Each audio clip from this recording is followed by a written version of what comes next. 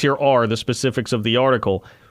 It was going through in a basketball sense and asking opposing assistant coaches for honest, anonymous opinions about what they thought all these schools had to offer to recruits.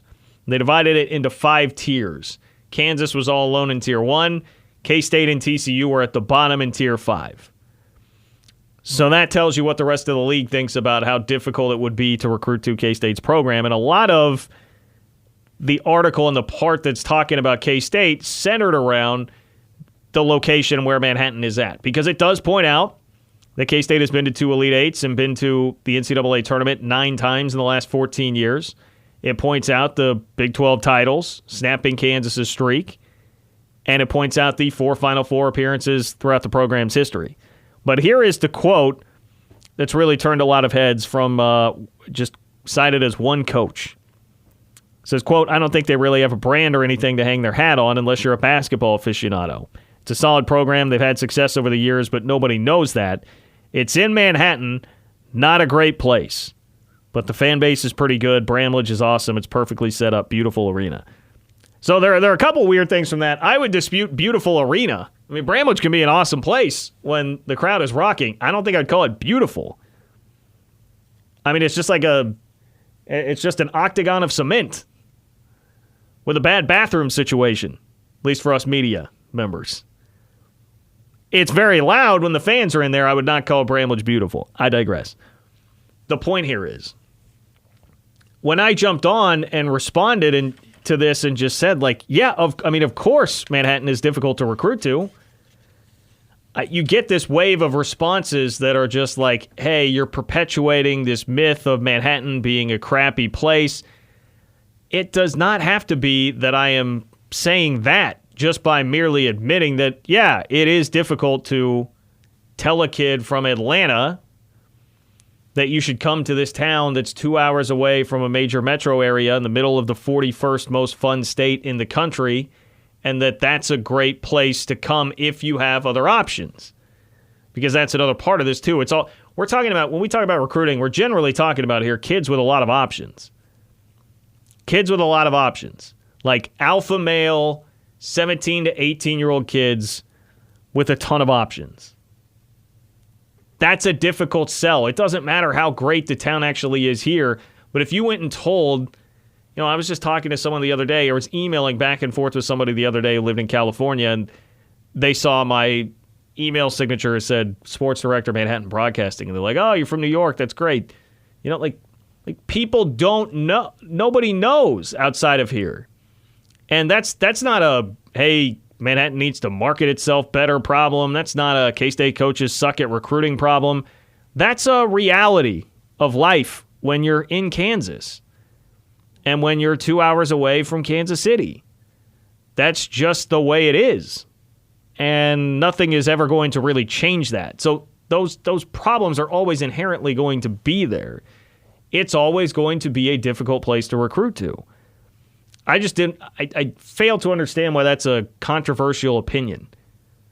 And I think it's been backed up over the course of time. Well, look, there's no think to that. It has been backed up over the course of time. Like, just go through recruiting rankings. Like, K-State doesn't rank very highly. And it's not like you could go back and say, well, K-State's always had crappy coaching staffs that don't try. No, man. Like, the only times K-State has ever recruited at a high level, in my lifetime anyway, because if we go back like way in the 40s and 50s, I don't know. But in my lifetime, it's been Bill Snyder and Frank Martin, and they've had to get very creative and or a little sleazy to do so.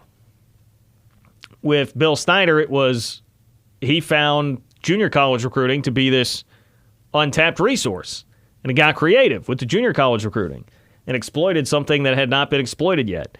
And then K-State had elite level talent.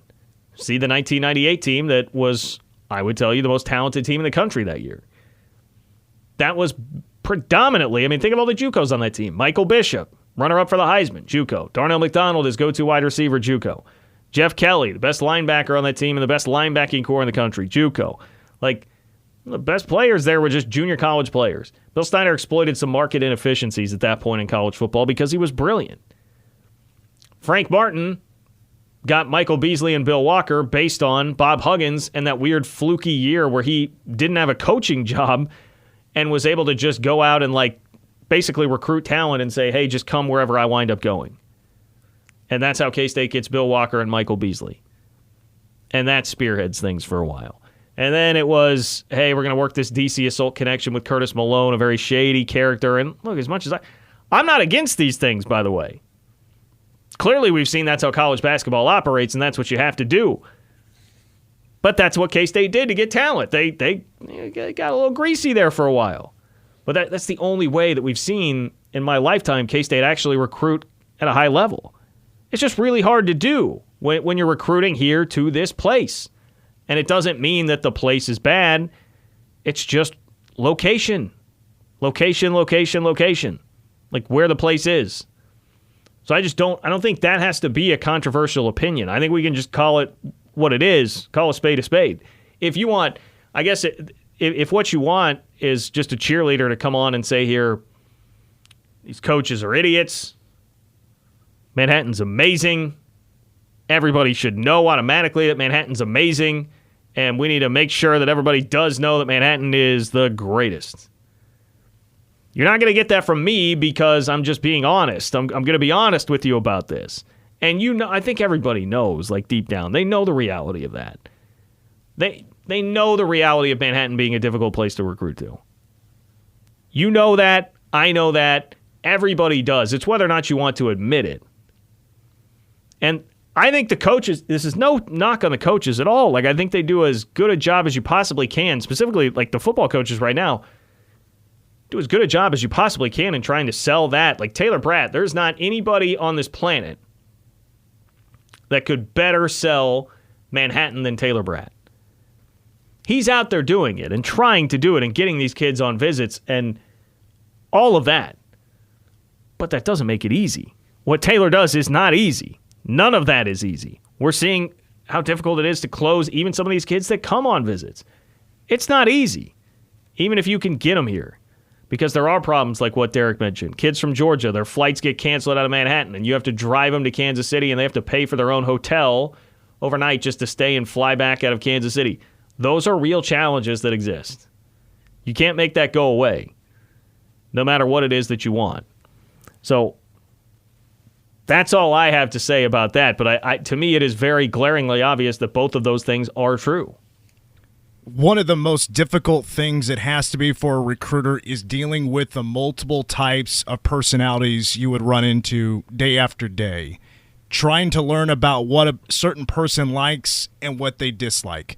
Some people love big city, which is crazy because you're going to deal with a lot more traffic, but there's perks to living in a bigger city. I don't think that's crazy. Is that crazy? Well, somebody from a small town would say, like, God, that is crazy. Who wants to deal with all those people? But some also enjoy the small town life. Well, does this town have good nightlife? Is there more than 100,000 people here? Am I going to have a good time when I'm away from the program? I get it's tough to recruit to Manhattan, Kansas. And again, I brought this up a couple of days ago. I had a personal gripe about the live music and how it could be a lot better in Manhattan. It just isn't. The proximity to even a interstate, you got to drive 10 miles, and a lot of concert promoters see that as an issue to bring people into town. To me, they have priorities out of whack a little bit. I don't think it's as much about the like nightlife and things to do element quite as much as you're making it out to be. I think it's more just about how far away it is from a lot of like major metro areas. Like, it's just far. That seems really far away if you're from Dallas, if you're from Atlanta. I keep referencing that because K-State's been recruiting Georgia a lot. Like, it's really far away. And it's in the state of Kansas. In the state of Kansas. Like, I think it's such a huge part of that. Like, the only entity that can really break that and recruit on a national level is Kansas basketball, just because they are on that high of a national pedestal, and it's a brand that people recognize. But otherwise, what do people think of the state of Kansas? They just think it's very boring. I don't even think it has to be that people think Kansas is like a terrible state. It's just very milquetoast. Like, okay, it's a flat state. There's no mountains. There's no beaches. There's just a flat state in the middle of nowhere. And right or wrong, that's always going to be the perception of a lot of people that don't have any connection here. I mean, it's the same way, like, if you ask me about, like, Alabama, you know what I mean? Like, Tuscaloosa, Alabama is home to the greatest college football program going right now. But if you ask me, like, hey, take that aside, take that program aside, like, what do you think of the state of Alabama? I'd be like, it sucks. It sucks. And that's not fair. I've never been there. I have no idea. But that's what I think of it because I just don't know anything about it. And I think you're kidding yourself if you don't think that Kansas is just in that same category to a lot of people. So that's a mental hurdle that instinctively you're always going to have to clear with somebody, unless they have a connection here, unless they have a family member here. And that's why you look for those things in recruiting. If someone has a family member that played here, went to school here, whatever, just somebody that can vouch for it and be like, oh yeah, that actually is a pretty great college town, then that makes a big difference. But to a lot of kids that just haven't ever had that, it's an unfair expectation for them to realize what Manhattan actually is and can be. Because, like, from a nightlife and entertainment standpoint, I mean, I would tell you, Mitch, to your point, that, like, I think you can sell to a college kid. Like, if you're a college kid and you're coming here, like, Manhattan has pretty much everything that you would need to have a really good college experience. You're right. I don't think for most kids in college, they don't need a city of 4 million people to be able to go have fun. Like, what you need is you need a good, like, cheap bar district you can go hang out with. You need college parties. You need a school that's just big enough with enough students there. And you need a place where you're going to be revered for being, if we're talking about football players, a place where you will be revered for being a football player. Well, all those things exist. Academics, I don't know the specifics of academics and what everybody would want, but that'd be another factor there too.